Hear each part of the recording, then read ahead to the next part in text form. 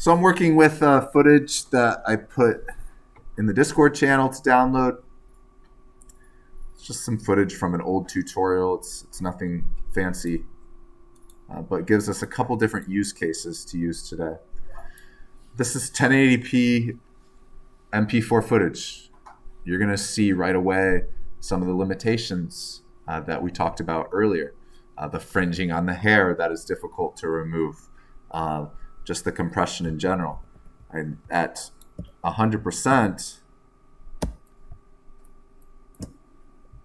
I'll zoom in a little bit more, you can already see, how does the software determine that this right here is a piece of hair and not just a piece of dirt on the green screen? That can be difficult to do, right? Not impossible, but it's going to take more work probably. But at a certain point, your footage is just going to start to work against you, and you'd be better off just having better footage. Just something to keep in mind. So here we have After Effects. After Effects is Photoshop for video, basically. It's not that much different. It's like a weird hybrid between Premiere and Photoshop. So After Effects works with these things called compositions, which are kind of like sequences in Premiere. I'm going to create a composition either by right-clicking on this and go to New Comp from Selection, or just dragging it down to the bottom here. There's a half a dozen different ways to do the same thing, but the point is we need to make a composition. In our composition, we have layers of things. Right now, we only have one layer. This is the video footage. We also can click on the drop-downs here and do other sorts of things. If there's effects, or in this case, there's transformation tools if we wanted to zoom it in or move it around the screen, that sort of thing. In our case, for this class with green screen, we are using an effect called key light. Over on the right side of After Effects, there is a effects panel. Effects and presets. Oops. I don't know where to go.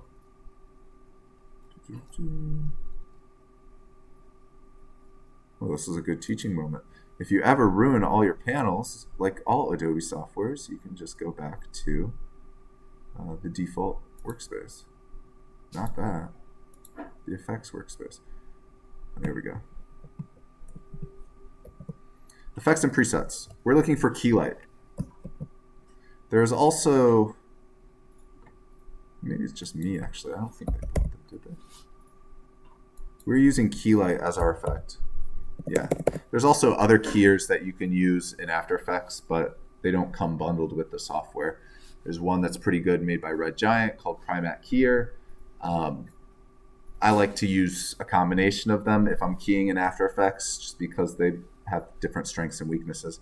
Sometimes you need to jump through a couple different hoops to get the best results. It's not, I think you're fooling yourself if you think it's just a click button solution all the time. Remove from green screen, done. That's not the case. Sometimes we're removing people's heads from their bodies and keying them separately from their feet, while masking out their individual strands of hair, while also maybe rotoscoping. It's just a lot of different steps that we might have to do to get the best possible result. I'll try to show you some examples of that, if not today, then in the future.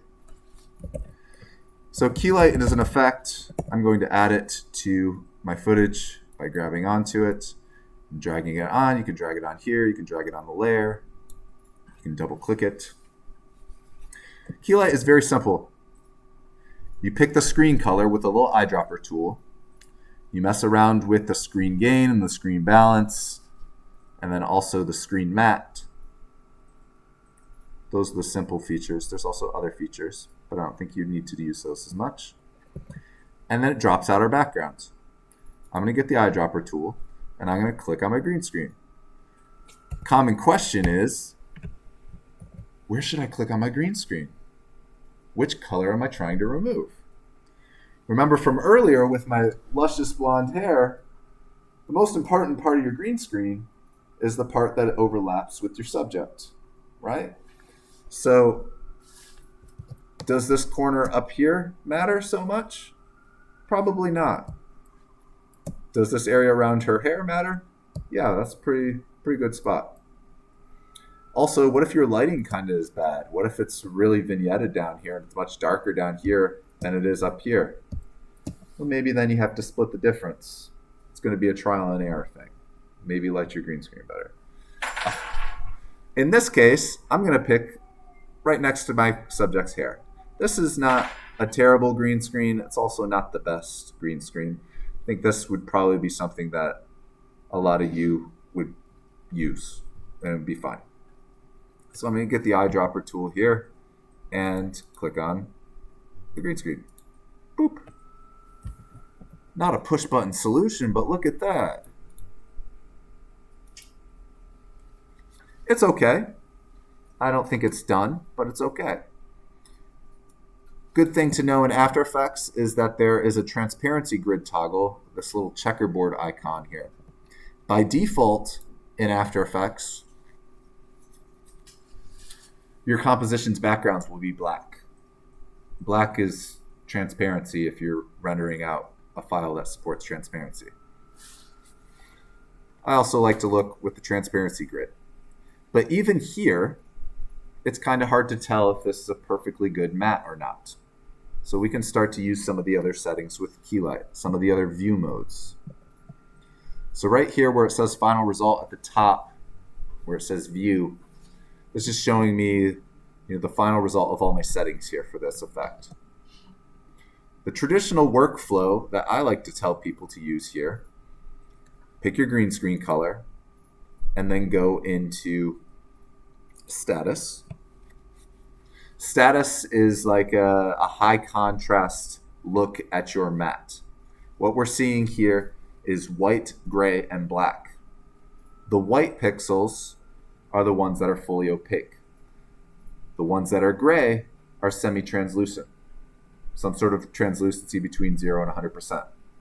Well, not 100%, because the ones that are 100% are black, and the ones that are 0 are white. So somewhere between 1 and 99%. If I looked at the screen matte view, it looks much more higher fidelity, which is what I want, right? Also, I can start to see all this noise and garbage up here. If I played this, play it. That pauses when I zoom in, but you see all that noise. So what looked good with the transparency grid actually was pretty bad. This could be a problem if you brought her into Unreal thinking that the borders of the video were going to disappear, and you bring it into Unreal and you go, oh no, I can actually see little shimmering edges of this 16:9 video. Bad, right? So we can do a little bit more work with this.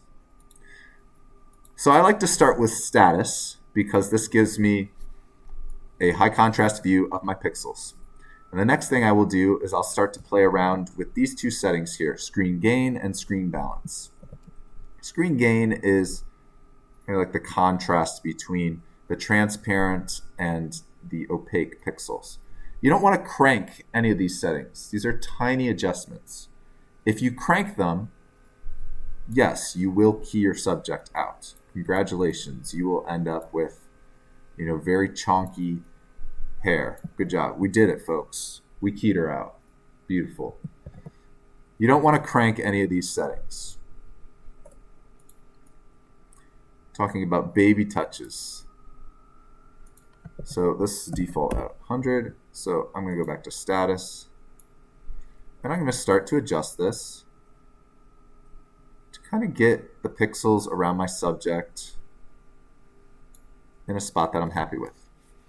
And as you start to adjust this, you'll be able to see how good your lighting was on the green screen.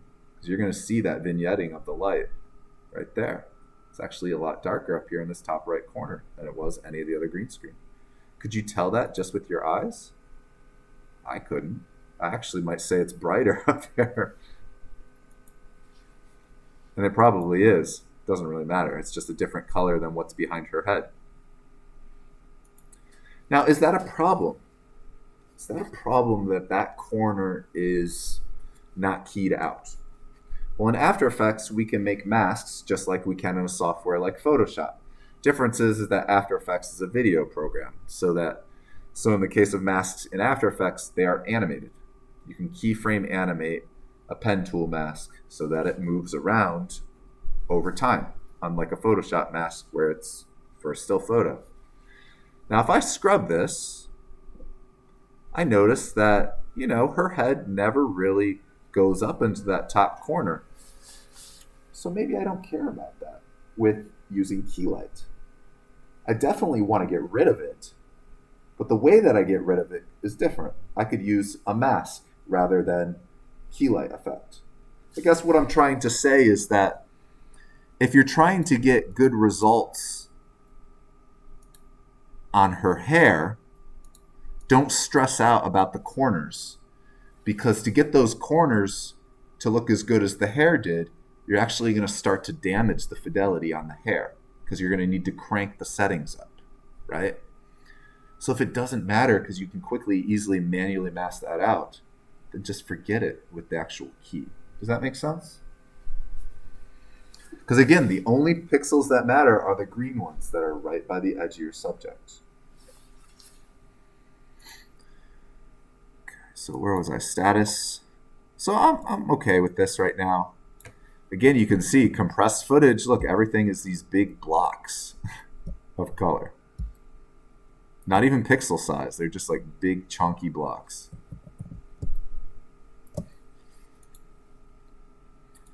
Screen balance is going to adjust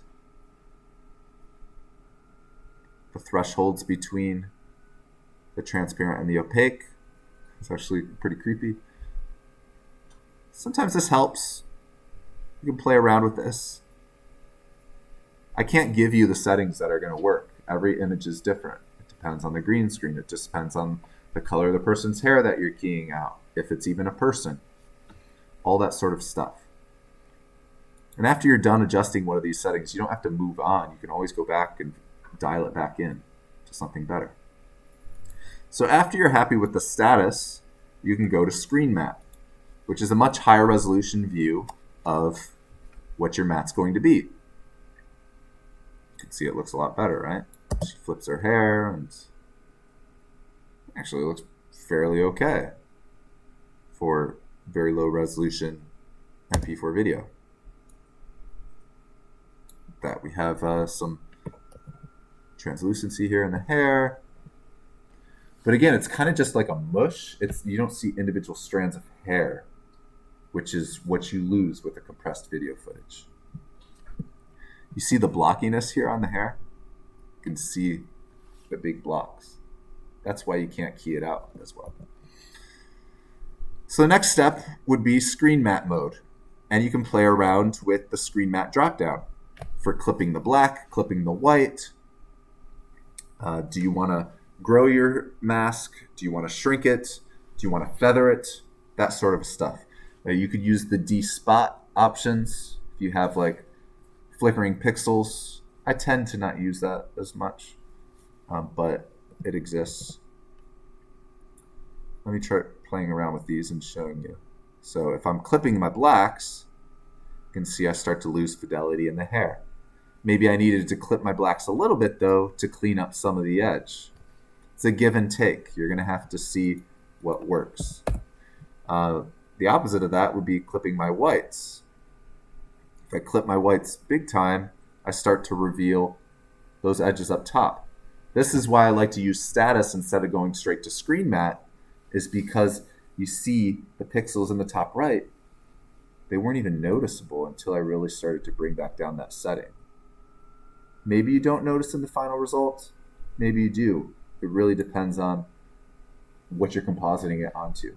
Remember I said it's a good idea for you to know the background that you're compositing it onto, because it's very different taking me and my luscious blonde hair, compositing me into a black background of space versus, a white wall.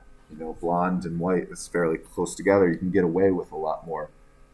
You can hide a lot more mistakes with a lighter color background in that case. And that's true too. Like your cutout job for, your color key or your rotoscope, it's usually never going to look good on every single color. If it looks good on black and it looks good on white, then it's pretty much going to look good on anything. And you can feel good about it for the most part. But don't stress out if it's not. If you just can't get it to look good on black and it's never going to be on black, who cares? It's fine.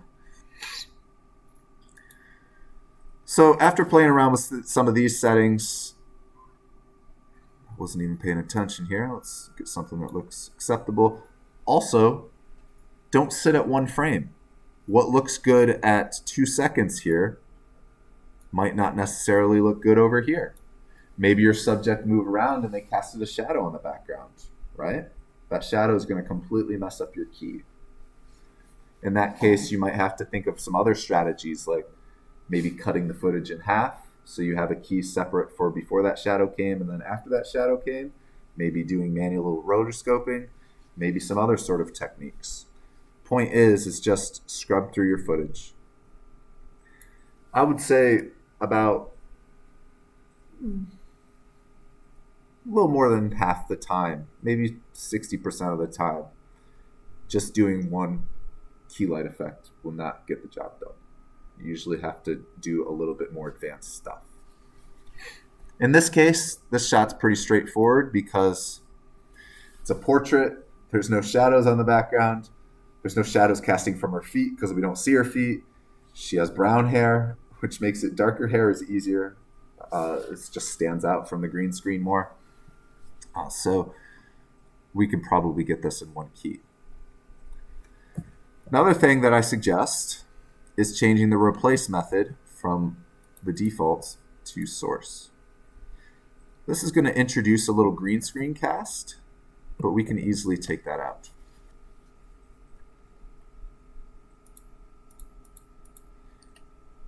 Let's look at her against another color now.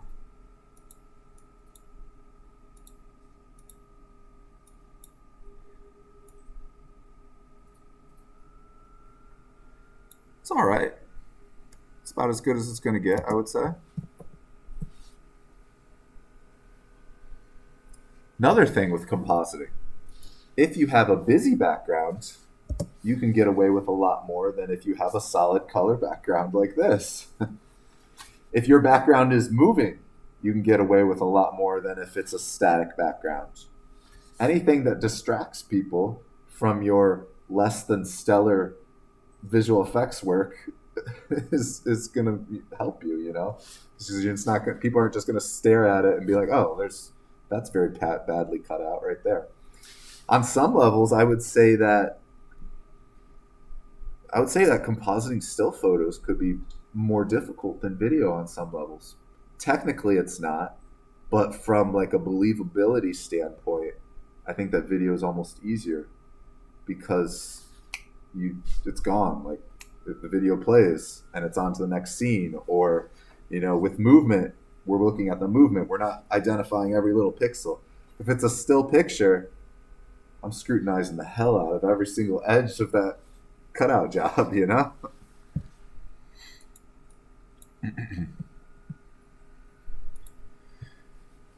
Okay. I talked about the green screen spill. So there's another effect called the spill suppressor, the advanced spill suppressor. If you drop that onto your footage, I like to go change the method from standard to ultra because I'm an ultra kind of guy. I don't even know what that means. And it's slight. I don't know if you can tell on the TV, but it takes away slight cast of the green, clicking on and off. You can also adjust this if you need to, a little bit more there. Lots of other settings to play around with. The advanced spill suppressor in After Effects does a really good job with not much adjustment. Everybody with me so far?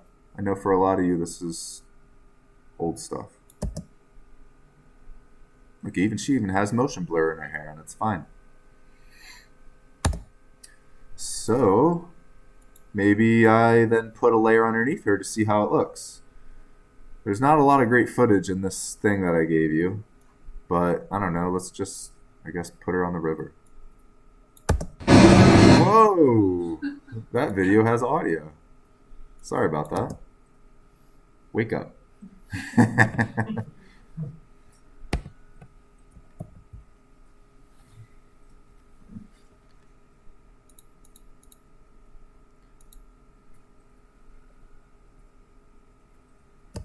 Oh, the video footage is a little bit longer.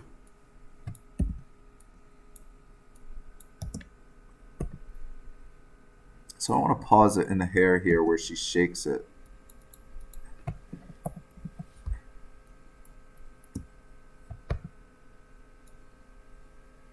If you look right in here, you could see a lot of shimmering noise and stuff. That's from the compression of the video. You're not really going to get that out. I suppose you could like mask it and maybe add some blur and stuff, but again, it reaches a point where your hardware is working against you. The camera's working against you. But for what it is, that's good enough for compressed video footage. Now, if you want to get this out into Unreal, my next suggestion would be that you should make it square. So one way that you can do that is you can actually change the composition size. So compositions have these little film strip things next to them. If you right click it, go to composition settings, it's going to give you the pixel dimensions of this image. If I make this 1920 by 1920, now it's square. If you wanted to, you can move her down. If you like it, if you want to move her down, I guess it doesn't really matter in Unreal. But Unreal likes square textures, and also it's easy because you're putting it on a square plane, unless you like to make planes 16:9. So now, if you wanted to bring this out of After Effects, we could render this out. You've never rendered out from After Effects before. There's two different ways. Oops.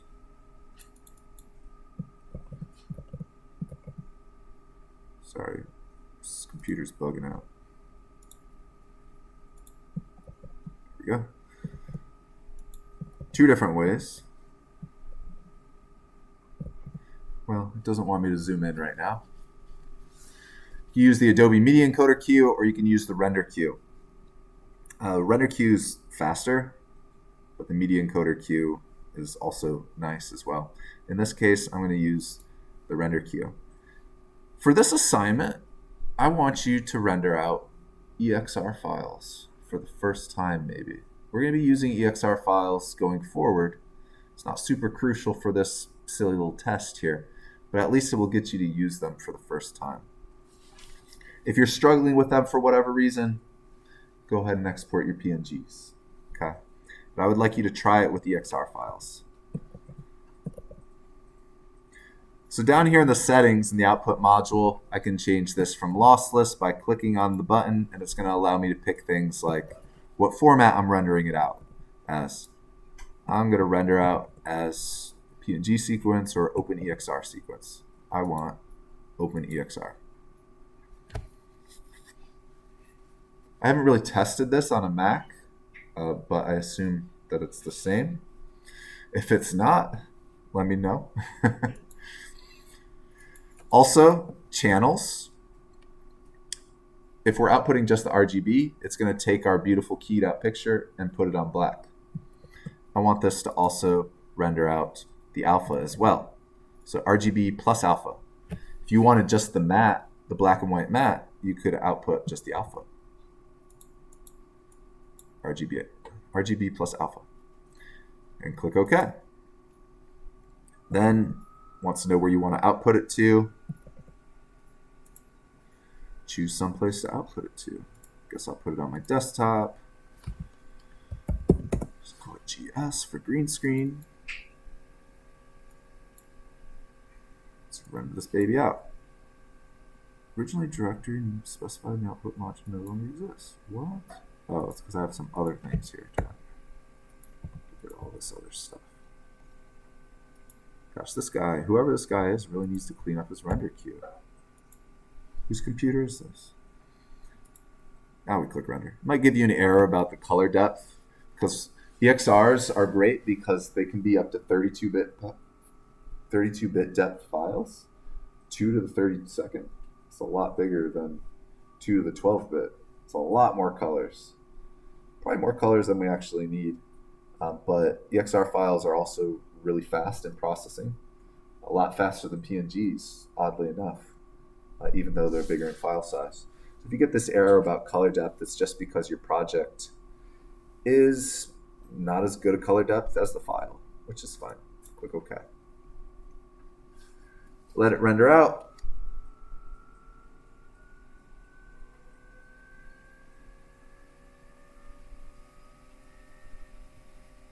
Probably should have trimmed it so it wasn't 16 seconds long. And this is spitting out EXR files.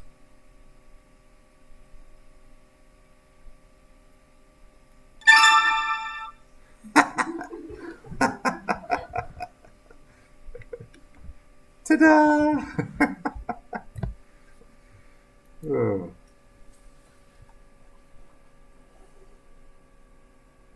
So now that finished, the workflow that I'm not going to open Unreal and do that workflow because we've already done that, but it's the same thing as what we did last week.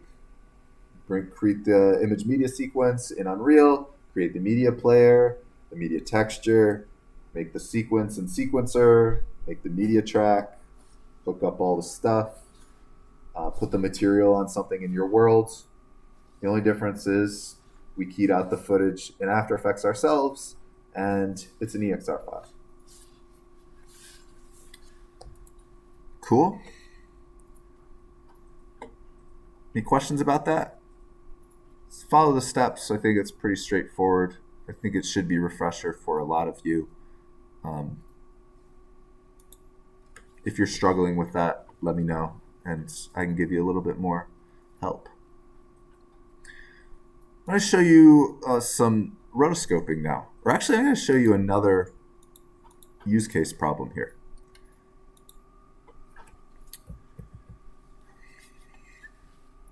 Your lovely talent has a green pocket square in their pocket. What are you going to do? The stylist doesn't want to change it to purple. They want to keep it green. Just the first thing is I keep using the stylist as reference, not because I'm anti-stylist, but they tend to cause a lot of the problems. If you can fix it on set, fix it on set. Have the sound person move the boom mic out of the shot. Have the light not cast the shadow on the background by physically moving the light. Focus the camera. There's some things that you can't do in post-production. This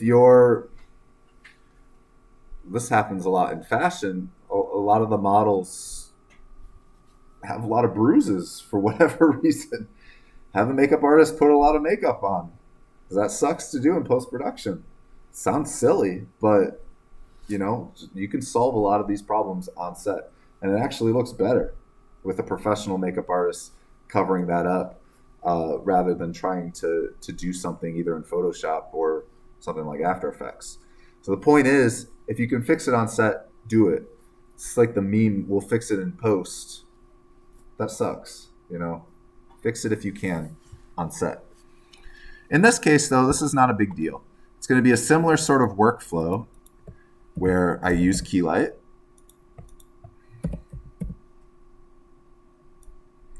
Drop it on here. I'm going to do the key. I'm just going to race through this real quick because it's the same thing.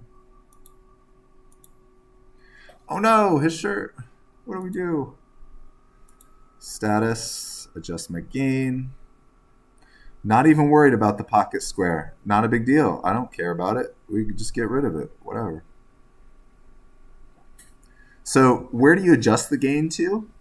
Again, it's going to depend on your subject. I like to pay attention to a person's hair.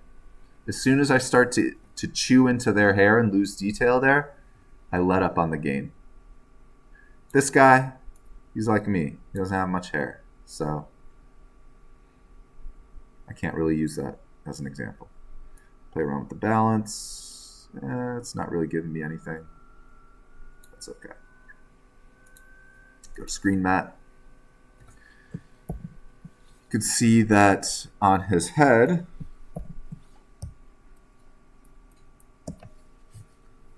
on his bald head, it catches the green screen. Don't put green screen everywhere. But that's a common thing that's going to happen. So I'm going to have to adjust my clip white to bring that back a little bit. You really have to be careful. You don't want to play around with the clips so much that you start to lose detail. Everything else looks okay. I'll scrub it. Yeah, it's fine. If in your footage somebody does a big hair twirl, you're going to need to pay a little bit more attention to that. Maybe break up the footage, do it separately, approach it with a different strategy.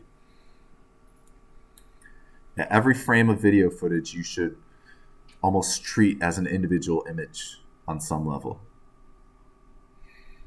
Okay, looks good in the screen mat. I'm going to change it from soft color to source. Let's look at the final result. A little green screen spill on his head, so I'm going to drop the advanced spill suppressor on him. Spill.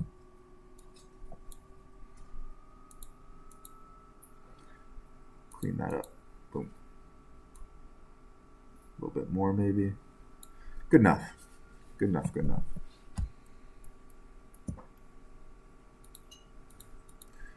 So now we get to the real problem.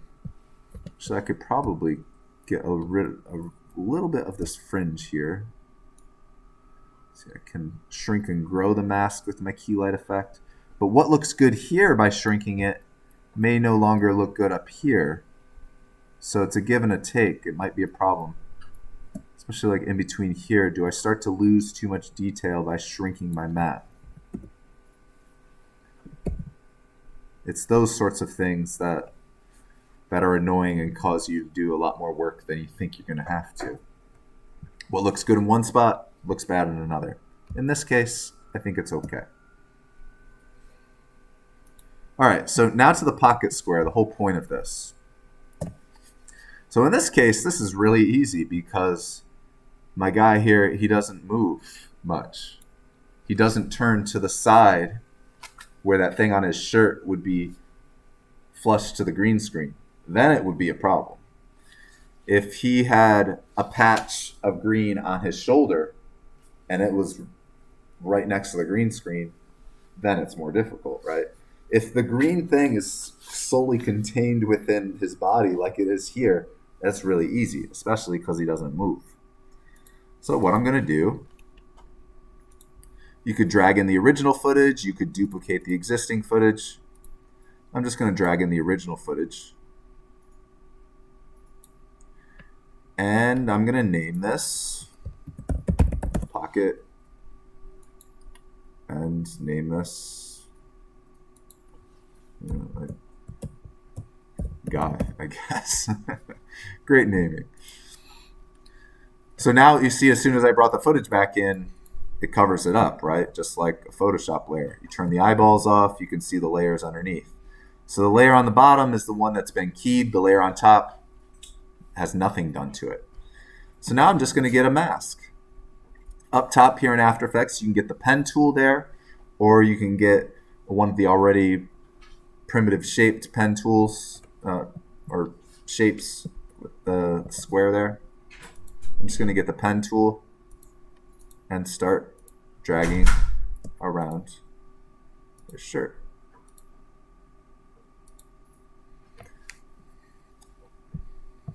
And look at that, as soon as I close off my path, it's back. Ta-da! Now if he moved a lot, if I put this right up to the edge, so let's try to get him to move a little bit. He moved the other way. All right, let's start here.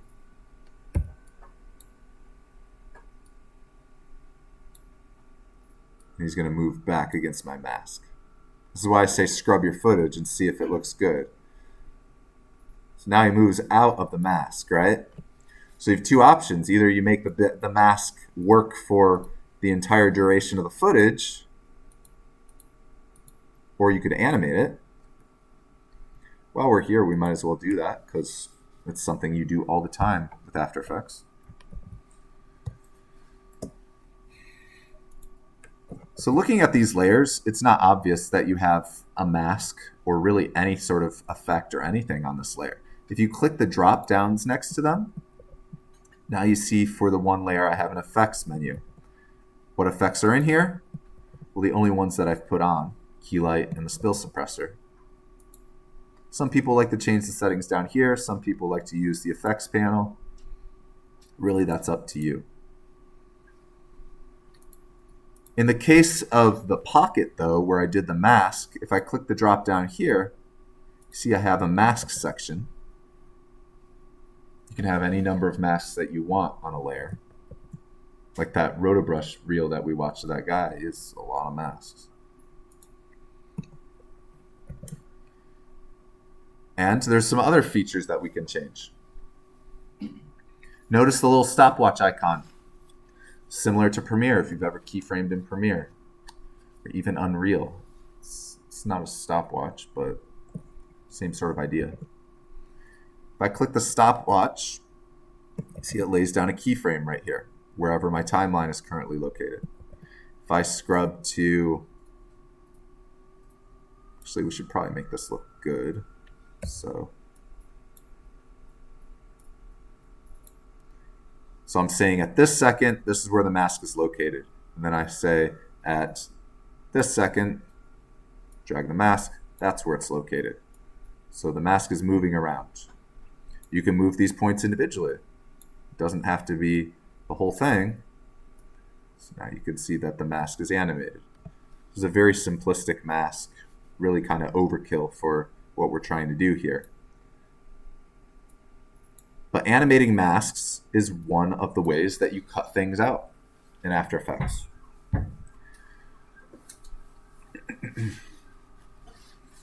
Any questions about that? Pretty straightforward, right? It's a straightforward example. It does not get easier than this. It only gets harder.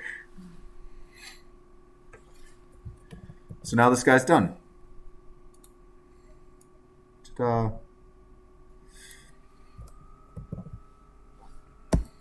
Let's look at, let me look at the Rotobrush. It's a Rotobrush on green screen, so it's kind of a cheat, but that's okay.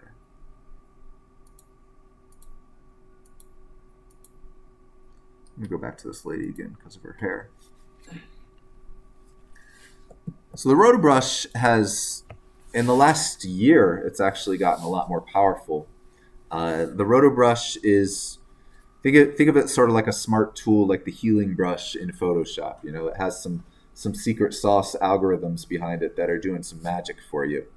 The Rotobrush attempts to automatically cut out what you tell it to. Does it work like that? No. It needs a little bit of hand holding. But let's take a look at it. So the Rotobrush is located up here next to the pin. It's the little person with the paintbrush next to it. And in order to use this, you need to actually click on the layer itself. So for people that aren't familiar with After Effects, this can be a little bit of a tricky thing to understand. If I double click on this layer, it means that I'm actually looking at the layer itself. For example, if I double clicked on these layers, it's very obvious the difference between them, right? One is the layer with the guy, and the other one is the one with the mask on the pocket. These things, they pop up top here, where you have little tabs. One is for the layer, and one is for the composition. The composition is all of your layers combined from your entire layer stack. Happens all the time that students get confused, or people get confused that are starting out with After Effects, that they don't realize that they can click between these things. And You'll be working in layer mode when you thought you were in composition mode, or vice versa. In terms of the Rotobrush, you need to be in layer mode for the layer that you're trying to use the Rotobrush on. So I'm on the layer. And the way that this works, is you just paint the areas that you want to keep.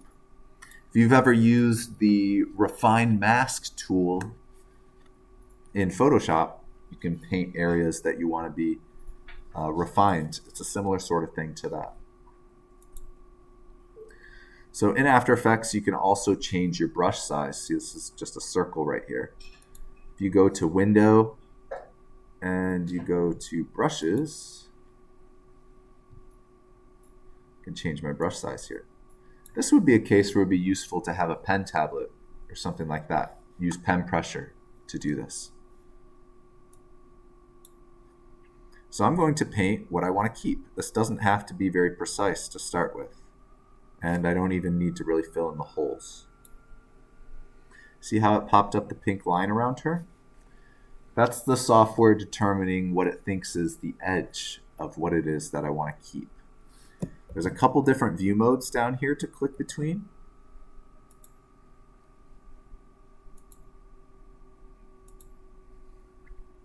I don't have everything that I want. I'm missing a lot of the hair at this point, right? So I need to go in and keep painting. I want to paint green all the areas that I want to keep. Oops, it took too much. If I hold down the Alt or Option key on my keyboard, I can paint red to get rid of that stuff. You can try to be precise with this, but it's okay if it's not. It doesn't need to be right on the individual hairs. This is plenty good. If you get a smaller brush size, I guess you can. The more detailed you are, you'll get better results, but to a point. At a certain point, it's just not doing anything anymore, being more precise. I want to encapsulate this hair down here. That's good enough. Oh, lost a few strands right there. Good enough. Oh. Sorry, I'm a perfectionist. I keep saying good enough, and then I keep doing it. All right. This tool, it takes some processing power. It will slow down After Effects on your computer. If I hit the space bar now, you see that the footage slowed way down. And that green bar is trickling across the screen. That is After Effects chewing through the footage and trying to calculate where in the world it thinks that it should put these Rotobrush strokes. But look at that. As she turns her head from side to side, it does a pretty darn good job. When she whipped her hair, it was a little problematic, and I noticed a few strands of hair that are popping out. But for the most part, it's okay. We really don't need this to be this long, so I'm going to trim this down.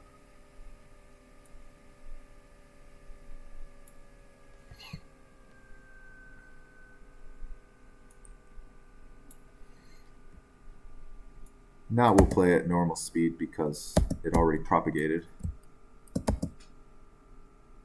If I look in one of these other view modes, starts to look okay, it looks better. If I go back to composition view, I'm actually going to see it laid back over transparency or whatever sort of background that you're putting it on top of.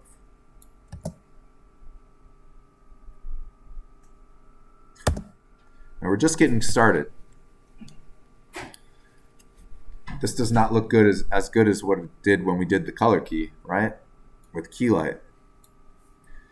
So with the Rotobrush, there's two different modes.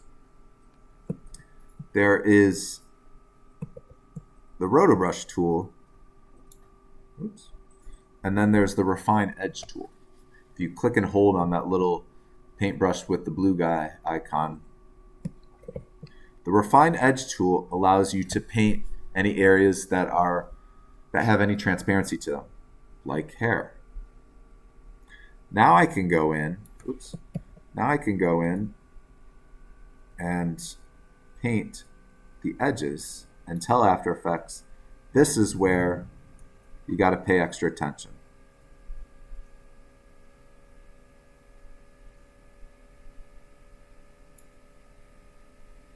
You see it kind of makes it super high contrast. You can actually see the strands of hair. Although in this frame, she's not doing anything crazy, like whipping it around. Right here. See, that turned white right there, so that's not good. Now if I play this again, it's going to process even more slowly now. It's doing some heavy calculation. Now since she's on green screen, this isn't really necessary. I would start with the color key unless you're running into problems. If you have a subject that they're not shot on green screen, this is going to be the easiest way for you to cut somebody out. Might not be the best way, might not be the only tool you use, but I would suggest it as the starting point. Look, and see, that hair opened up right there, and we lost her forehead. So maybe now I have to go back in and I paint these areas.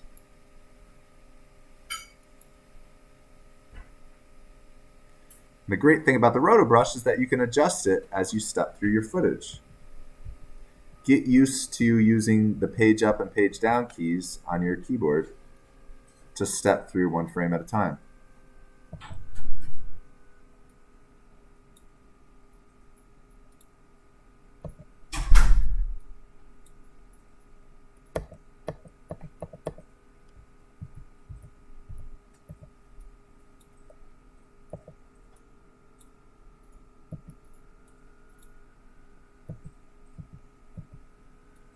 Just going to quickly do this in the interest of time.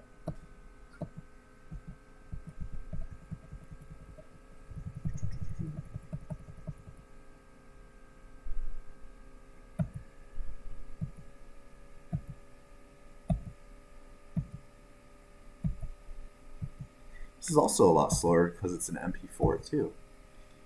Funny enough, small file size does not necessarily mean that it processes faster. Compressed files take longer. I'm going to trim this down right here just so we don't have to do the whole thing.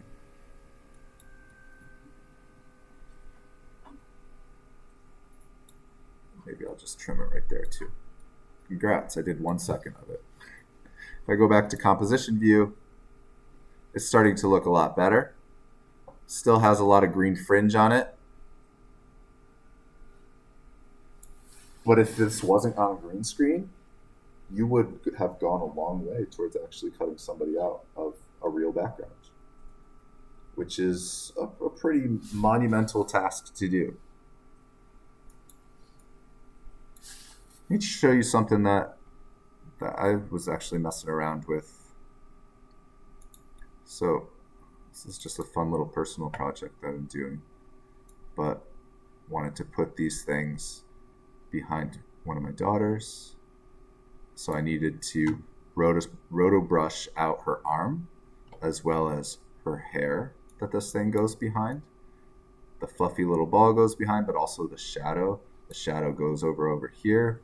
There's a ton of flyaway hairs here that you gotta contend with. But it looks pretty darn good. Given this is shot in RAW on a Blackmagic camera, but still, Rotobrush.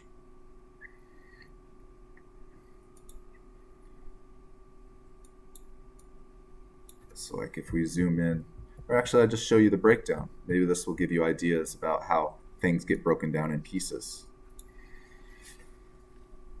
So there's a lot of different layers here. This top layer here is actually just a little shadow fix on her hair over here. It's a really tiny thing. This is what I manually painted. See those individual strands of hairs right there? Hand painted that. What does that look like in reality? Let me see if I can show you the actual paint strokes. It's a little slow because I'm using Parsec to remote into my desktop computer.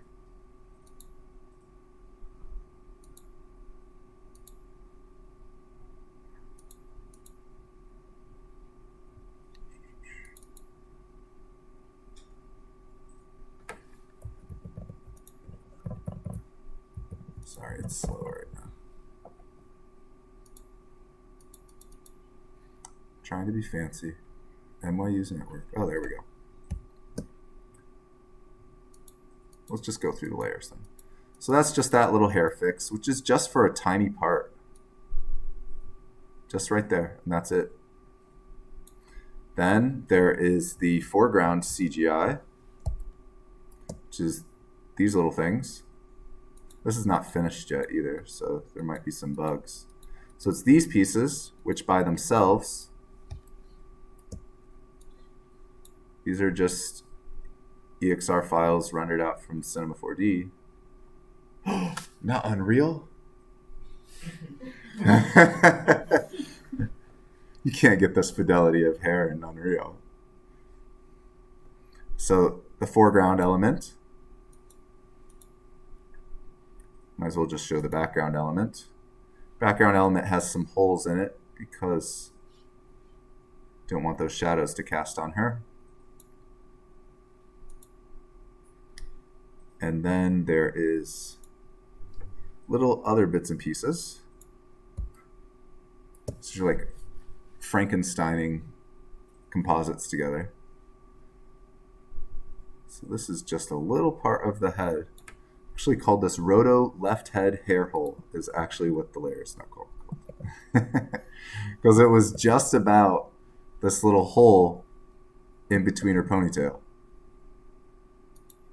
that I treated separately from the rest of the hair. Because the strategy to approach this over here is very different than the strategy to approach this versus the little fluffies on her head versus over here.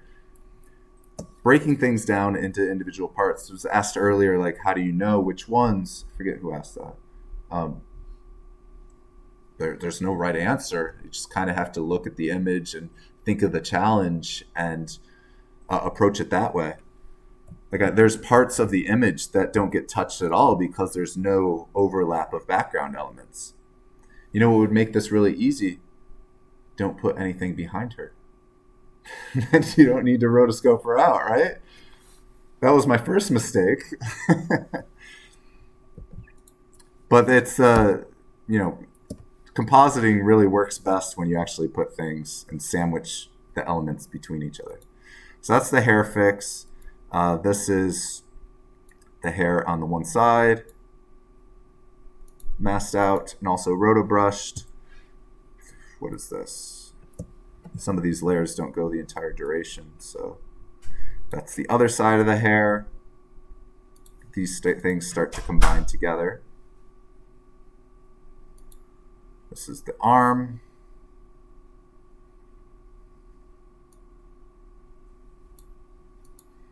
Because we want to put the arm layer is in front of the orange thing, right? The left arm is just like a little kiss at the end of the blue one over on this side. Barely even notice it. But it does cast a shadow, so that had to be gotten rid of.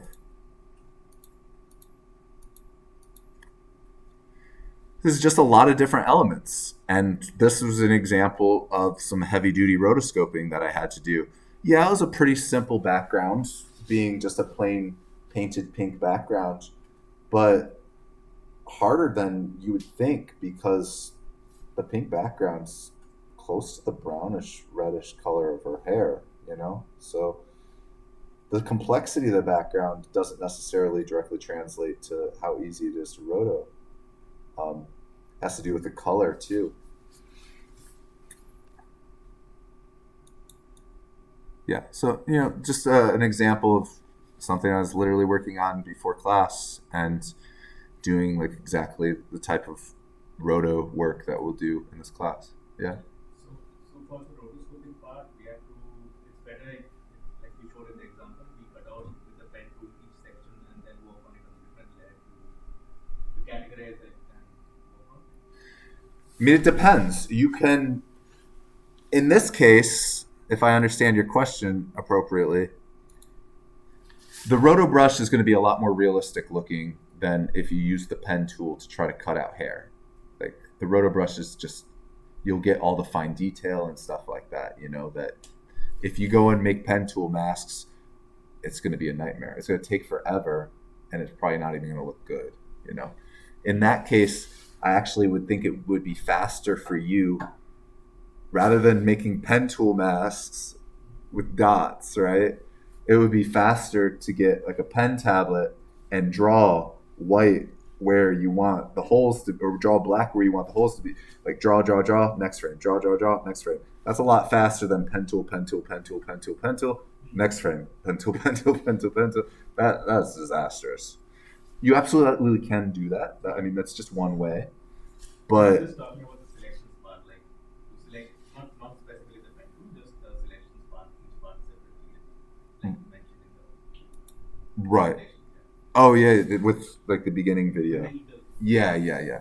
So if you can mask it out and then do the roto brush, and that will constrain the roto brush to the area that's been masked out. That's what I did in this case, if that's what you mean. There's like on here. Hold on, that's not a good one.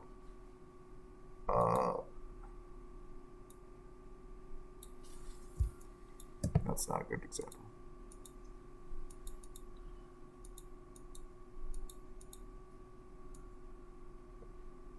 Oh, I don't know, man. I'm striking out. Put me on the spot. Um, I mean, the roto brush will mask an area, but sometimes I like to actually mask it with a pen tool first, just so I could focus my energy on that area. It gets a little tricky when you start to overlap lots of little areas together, and you're like, oh, is that on that layer, or is that on that layer, or why is that hair poking through? It's not on this layer, it's actually on all those other layers, and oh, now I have to go mask it out down there. That's where it gets kind of annoying. And I think a lot of that can be alleviated by, well, being more organized, which That's I'm true. not. Like to select it with the pen tool, then with the roto brush, you work on it and on the different layers, and that's what makes That, it more organized. that's what I would suggest, yeah. Yeah. That's what I would suggest. Although it does seem like duplicating work on some level. You know what I mean? Good question, though. So that's just a little, we'll be rotoscoping more. I just wanted to give you a taste test of that. You really just have to do it. Like it's not enjoyable work. I don't know, maybe it is. Some days, if you're doing like a lot of creative work and decision making and talking to people that you don't want to talk to, like that's work, right? Sometimes you just want to push keyframes around and put some headphones on and just click buttons and push pixels. Maybe that's enjoyable, I don't know. But I hope that gives you some examples. If these breakdowns are useful, I can put a little bit more effort into making it more concise. I didn't plan on showing this. It kind of just came to me because it makes sense to show. Any other questions? I did. Stop recording.